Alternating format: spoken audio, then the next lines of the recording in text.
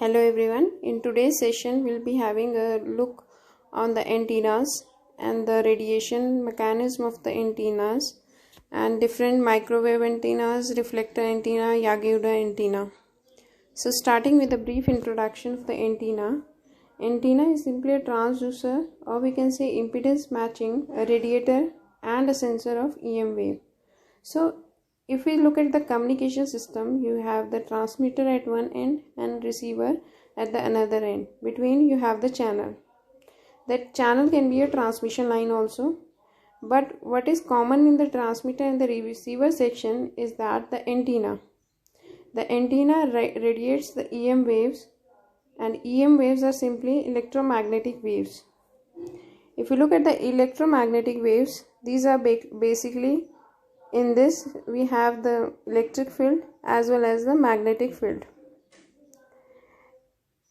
So the antenna produces electric and magnetic field which constitute an electromagnetic field. The transmission and reception of the EM energy is obtained by this field. Now if you look at the band of frequencies, you have the different band of frequencies of the EM wave, starting from the extremely low frequency to extremely high frequency. So these are the EM waves, different EM waves, and the antenna radiate different EM waves at different frequency. Next is the mechanism behind the radiation. Already we have said that antenna is your transducer that can convert the electrical current into the EM waves. If you look at the EM waves has a frequency of velocity of 3 into 10 to the power 8. So with this velocity, the information is carried from transmitting antenna to the receiving antenna. So within a second or less than second, you are getting your signal. This is how the wireless communication is possible due to the antenna mechanism. You can easily talk from India to another international, through international calling. You can easily have a communication to other countries. This is possible only because of the EM waves, because EM waves has a speed equal to 3 into 10 to the power 8. Now the radiation mechanism is simply the transmission, that this transmitting antenna is excited with the alternating voltage, and this alternating voltage is provided by the transmission line. Now resonant oscillations are produced by supplied energy, because in this the impedance matching, there is a mismatching, so there will be a resonance. Electric and magnetic field are generated. Now the electric field is generated due to the charge present, and when this charge moving charge produces the magnetic field. Further, this time varying charge produces the EM wave. Now when the charge around the antenna are set in motion, the other charges are separated from the antenna and they are also set in motion. So EM wave have no boundaries and it is produced from the antenna. So simply the electric field is generated by the charge and the magnetic field produces by the moving charge. Now further, this time varying charge produces the EM waves. Thus electric field and magnetic field are perpendicular to each other, forming the EM wave. So the communication takes place through the EM waves. The EM waves carry your information, and this information is easily transmitted from the transmitter antenna and can be easily received from the receiving antenna. If you look at the figure, this simply shows the transmission line exciting the excited transmission line producing the time varying current, and this time varying current is producing the EM wave in the space. So this is the antenna part and this is the radiated free space wave. Next is the basic antenna element. In the basic antenna element, you have the alternating current element or Hertzian dipole. This is simply a short linear antenna in which the current along the length is assumed to be constant. Next is our short dipole. It is also a linear antenna whose less.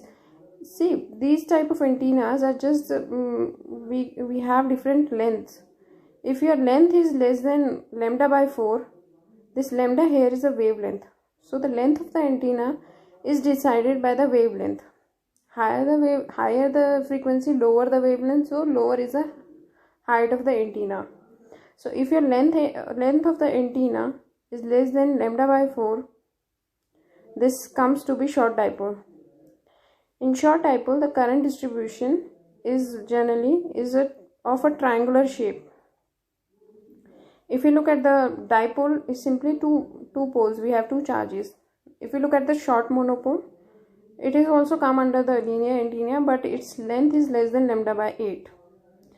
The current distribution is same as that of a short dipole, that is a triangular. Next we have the half wave dipole. So half wave dipole comes under the category of linear antenna again. Length is lambda by 2. If you look at the current distribution, it is of sinusoidal type, and usually the transmission line or a feeding element, because antenna is a passive element, you have to give some energy to it. So this is provided by the transmission line or some feeding element. So it is usually central fed antenna. Next comes the quarter wave monopole. Its length is lambda by 4. Again the current distribution is sinusoidal. So the difference here with the half wave dipole is that it is fed at one end, not the center. You are not providing the feeding at the center, but you are providing the feeding at one end with respect to the other is the earth part. So it is fed at one end with respect to the earth. Next, coming on to the antenna array. Antenna array is simply if we look at the single antenna, you are having the gain not sufficient in many applications. So what you do, you make the array of antennas so that you can get the sufficient gain. So antenna array is a group of antennas spaced by, if you look at the diagram, these are the different points shows the different array of antennas. These are spaced. The spacing is the inter-element spacing, and delta is the phase shift. If you look at the uniform array, in the uniform array the antennas are equally spaced, and these are excited by the uniform current with a constant progressive phase. So the advantage of having the arrays of antenna is simply it increases the directivity and reduces the beam area. Beam area is simply the spread of the radiation. The spread of the radiation become low. So if the spreading of the radiations become low, then ultimately it increases the directivity. Next we look at the types of the antenna array. An array is said to be end-fire array if the main beam is along the axis of the array. If you look at the axis of the array in this figure, this is the horizontal axis. So if the radiation pattern is along this axis only, if you look at the end-fire radiation pattern, it is along the axis of the array. Next, if you look at the broadside array, the main beam is perpendicular to the axis. This is the perpendicular to the axis. Also, in the broadside, all the elements are equally spaced and fed with a current of equal magnitude and phase. So here the elements are equally spaced and fed with a current of same phase. Whereas in the end-fire array, all the elements are equally spaced, fed with a current of equal magnitude, but their phase differences are different. So these are the two types of antenna array. With the help of these antenna array, we are getting a good directivity and we are reducing the beam area. Next is the classification of the antenna. is the first classification we have done is based on the isotropic antenna.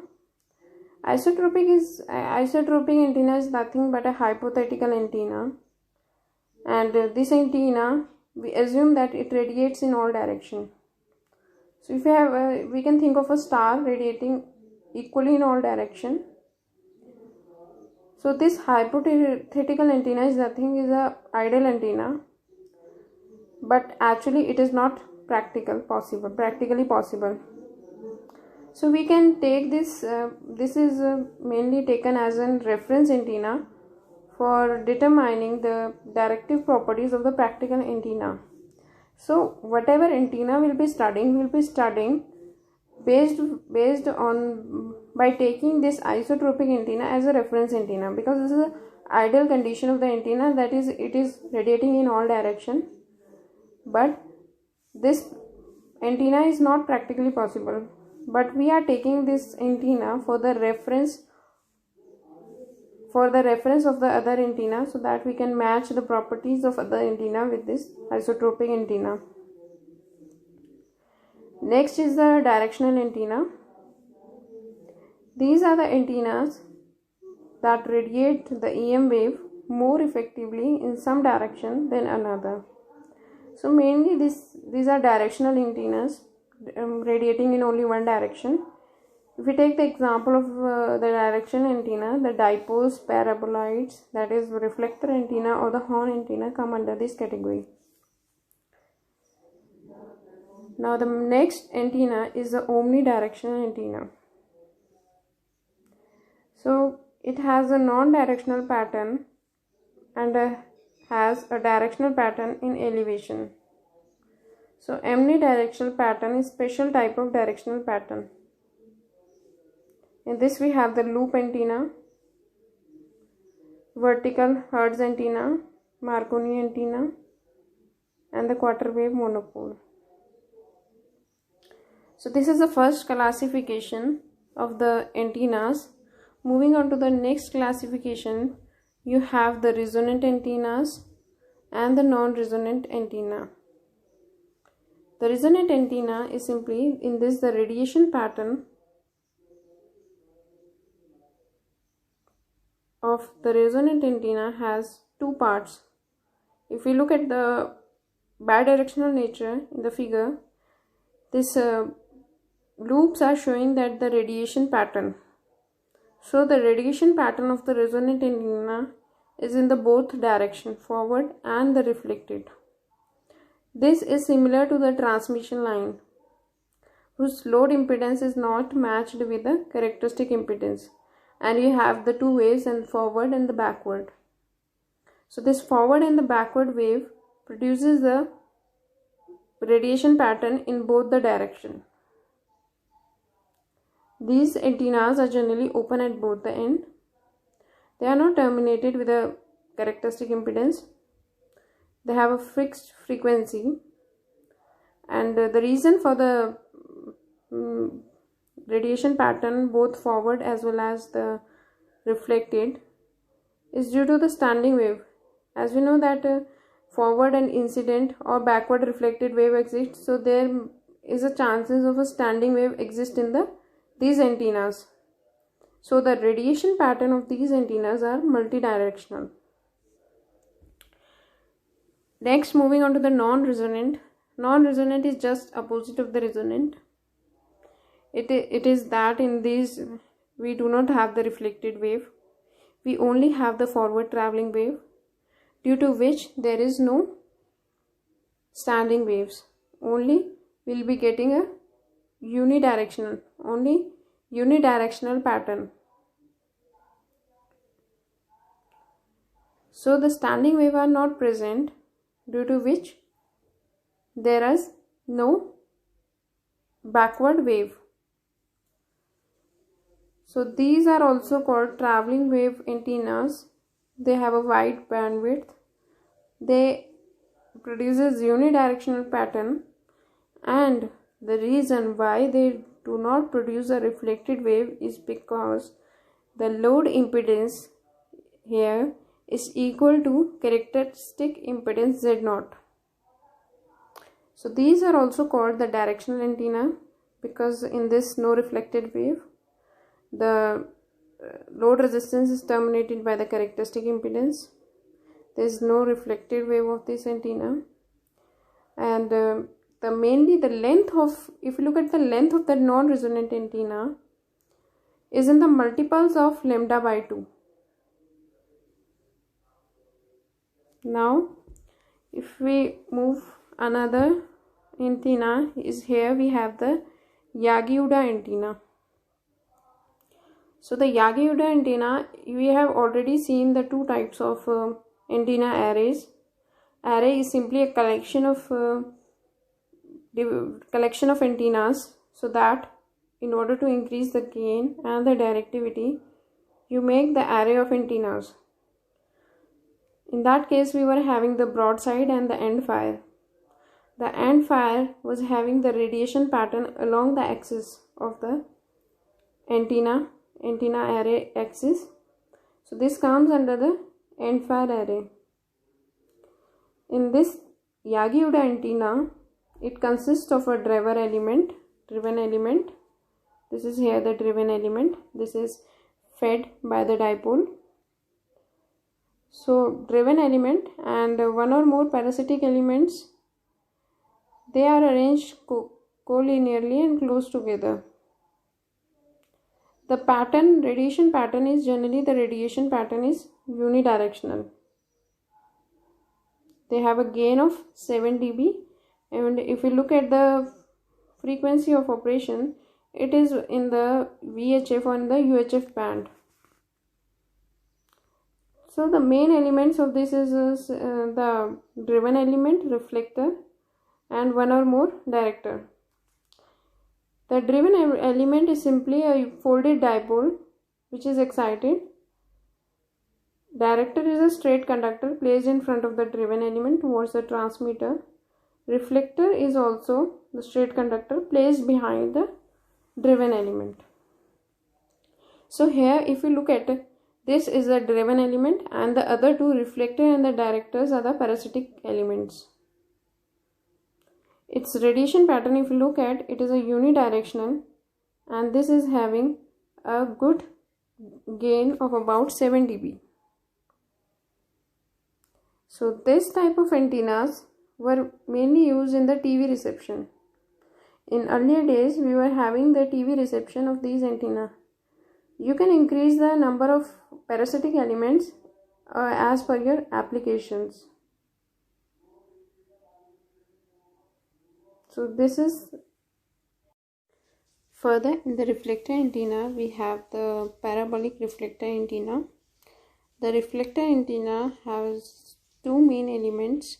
First is the radiating system. The radiating system, here if you look at the transmission, this parabolic reflector acting as a transmitting antenna. So at focus we have the radiating element. It can be dipole antenna or the horn antenna, producing the primary patterns. Next is the reflector. So the reflector is a distinctive part of the parabolic reflector. The parabolic shape is a key operation of the RF antenna. So in this, mainly the two elements. First is the radiating element, another one is a reflector. So these are also if we see in a day-to-day life, the dish TV or the Tata Sky mainly use the parabolic reflector antenna. So the parabolic reflector antenna finds several applications in communication as well as in the radars. We use the reflector antenna. So in this we are having the secondary antenna. Here the secondary antenna is a reflector. So the primary antenna is a radiating system, that can be your dipole or your horn antenna. That this is your primary antenna, and the reflector is your secondary antenna. So there will be the two radiation pattern. The radiation pattern of the primary antenna placed at the locus of this parabolic reflector is called the primary pattern, and the secondary pattern is the pattern we obtained from the parabolic reflector. So the radiation pattern of the entire system consists of both the primary pattern and the secondary pattern from both the primary and the secondary antenna. So we get the total antenna radiation pattern is directional. Mainly what happened, this parabolic reflector antenna converts your spherical wavefront into the plane wavefront.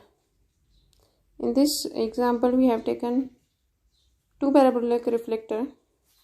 The upward is acting as a parabolic reflector for transmitting the signals, EM waves, and this one is a parabolic reflector acting as a receiver. So whenever you require a very high gain, approximately 30 to 40 dB, earlier in the Yagi-Uda antenna you are getting up to 7, only up to 7 dB you are getting the gain. Now this is this round shape is 3-dimensional figure. So further the example is also in the satellite dish antenna also. Next we will be studying about the different types of antenna. Now this is just the revision of what we have done. The wire antenna. In the wire antenna you have the dipole antenna, monopole, loop antenna and the helix shaped. Further aperture antennas include the horn antenna. This horn antenna is the flared shape of the waveguide.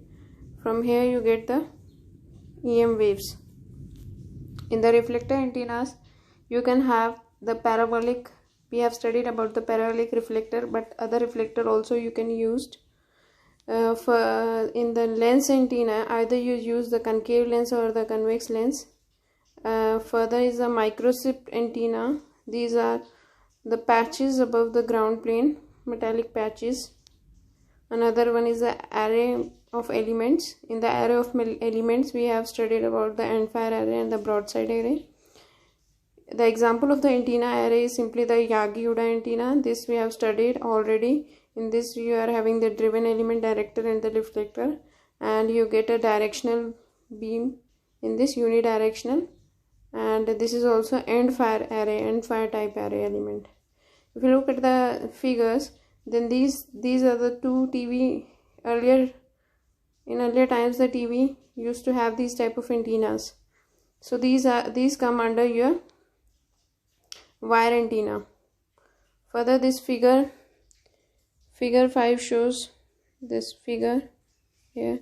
Figure 3 and 4 here aperture antennas, and this figure 5, this shows your reflector antenna. This I have told you that your dish TV, Tata Sky or dish TV, these are like these parabolic antennas. Further you are having the lens antenna, microstrip antenna, array antenna. Array is simply your Yagi-Uda antenna. Earlier antennas in the late 90s you used to have the Yagi-Uda antenna as a TV reception, but now this is replaced by these parabolic reflectors. So these are the references. You can take help. Thank you.